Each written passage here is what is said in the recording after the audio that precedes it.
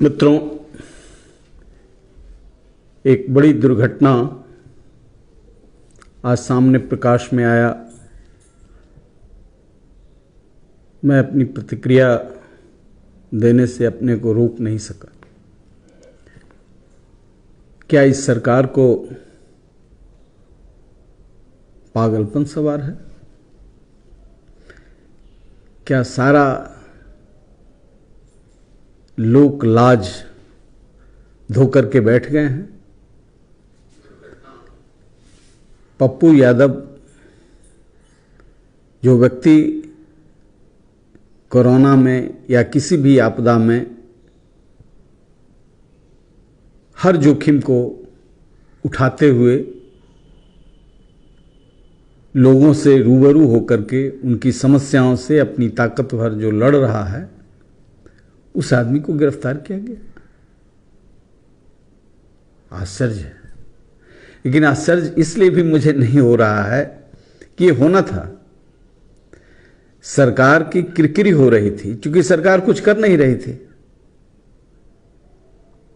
एक तरफ जहां माननीय उच्चतम न्यायालय ने, खंडपीठ ने, कई माननीय न्यायाधीशों के खंडपीठ ने यह फैसला सुनाया है कि जेल में जो लोग हैं उनको, वैसे लोग जिनको पैरोल पर छोड़ा गया, जिनके अन्य कारणों से छोड़ा गया था या जिनका कंसिडरेशन में है, इनको तुरंत रिहा किया जाए। और दूसरी तरफ सुशासन, माननीय नीतीश कुमार जी, क्या आसमान टूट रहा था? कौन सा दफा, कौन सा केस इसलिए लगा रहे हैं कि आप ऑक्सीजन सिलेंडर देने में असफल थे, आपकी भद पीट रही थी, और कुछ लोग ये काम कर रहे थे जिसमें पप्पू यादव सबसे अगली कड़ी में थे। आपके लोग, आपका सिस्टम लाचार था, बेबस था, दवाएं नहीं जुट रही थी। ये इंतजाम करके दवा दे रहे थे। हमारे कई लोग इनकी दवा से आज बच गए हैं, उनको जिंदगी मिली है। तो एक तरफ जो जिंदगी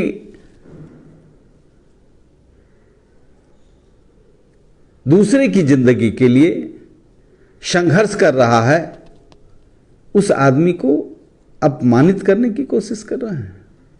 जनता इसे स्वीकार नहीं करेगी, लोकतंत्र इसे स्वीकार नहीं करता है, लोकतांत्रिक मूल्य इसे स्वीकार नहीं करते हैं। आपकी तानाशाही, आपका गरूर, आपका अहंकार सातवें आसमान पर है।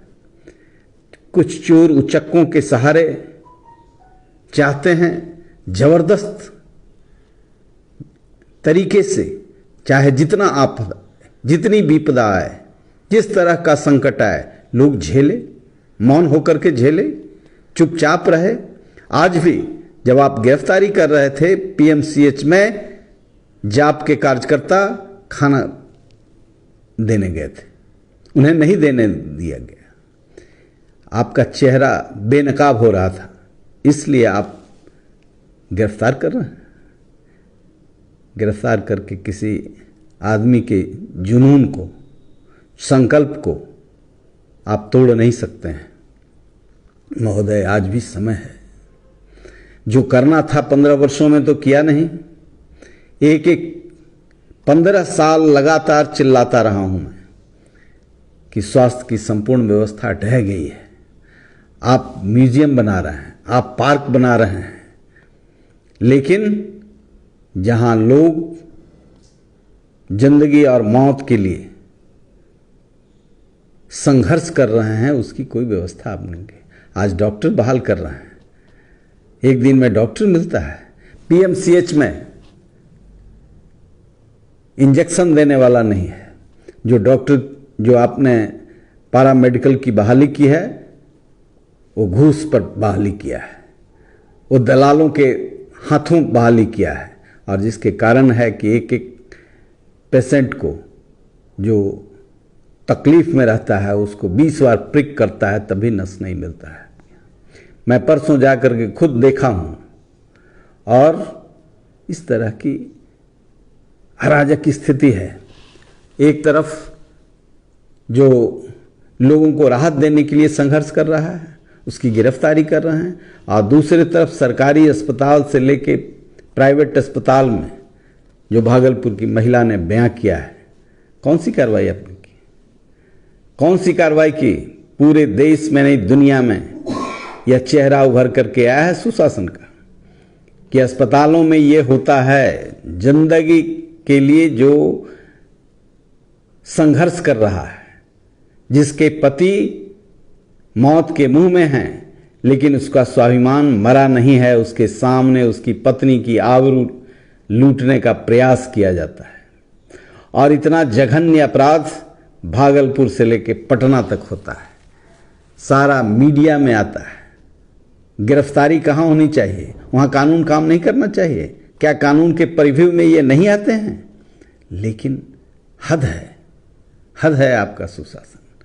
आप ऐसे आदमी को गिरफ्तार कर रहे हैं जो जान जोखिम में लगा करके सारे चीज़ों को, आपके सड़ी गली व्यवस्था का पोल खोल रहा है, और एक तरफ गुंडों का राज, अपराधियों का राज, सत्ता परस्त लोगों द्वारा बेबस लाचार लोगों को बाध्य किया जा रहा है सिलेंडर ब्लैक में खरीदने के लिए, दवाइयाँ ब्लैक में खरीदने के लिए। और सारा हद जब पार कर गया तो दिखलाने के लिए कुछ रेड कर रहे हैं। साइबर क्राइम की बात कर रहे हैं। 3 साल से मैं बोल रहा हूं, नालंदा गढ़ है साइबर क्राइम का, सारी ट्रेनिंग वहां होती है साइबर क्राइम का, लेकिन आपका प्रशासन हाथ पर हाथ धर के बैठा हुआ है। आप अपराध से लड़ने चले हैं। ना नकली छिछला व्यवहार, यही काम आपने मेरे साथ किया था। किडनैपिंग का केस बनाया था, 15 थानों का पुलिस मेरे घर को पटना में घेरा था, जैसे मैं कोई बड़ा अपराधी हूँ। आज पप्पू यादव कोई अच्छा काम कर रहे हैं तो आज पप्पू यादव को घेर करके केस बनाया जा रहा है, कानून के दायरे में लाया जा रहा है। कानून का ये राज है।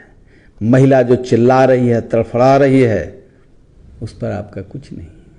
लाचार हैं, बेबस हैं, चूंकि यही संस्कृति को आपने ताकत दी है, और ये सरकार ऐसे तत्वों को बढ़ावा देती है।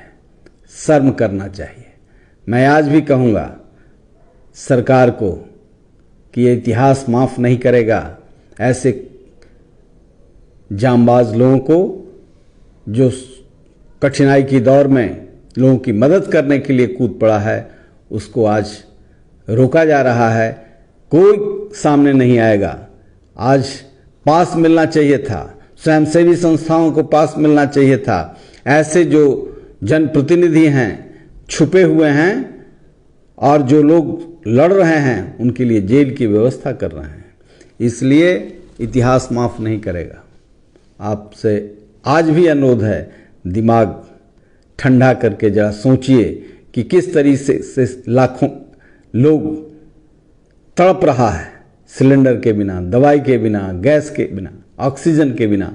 और आप जो इस तंत्र को साथ, जो पीड़ित मानवता के साथ सेवा के लिए आगे आया है, आपने ताकत वहाँ लगाई है। ताकत आपने नहीं लगाया वहाँ जहाँ लगना चाहिए था। आप तो विधायक खरीदने में रह गए, आप तो सरकार में आपसी द्वंद्व को निपटाने में रह गए। लेकिन 1 साल आपको समय मिला। पहला कहर को तो हम कह सकते हैं, वह कहर था, उसकी डेंसिटी को, उसके इफेक्ट को उतना पहचान नहीं सके, कैसे हो सकता था। इन दूसरे कहर के लिए तो एक मामूली बात आप कर नहीं पाए, और एक तरफ फौज को लगा रहे हैं। जरा इतिहास के इस पन्ने से कुछ सबक लीजिए। कोई भी तानाशाह, कोई भी अत्याचारी, कोई भी जुल्मी सत्ता के चाबुक से जनमानस की आवाज़ को रोक नहीं सका है। इसका कीमत चुकाना पड़ेगा। धन्यवाद।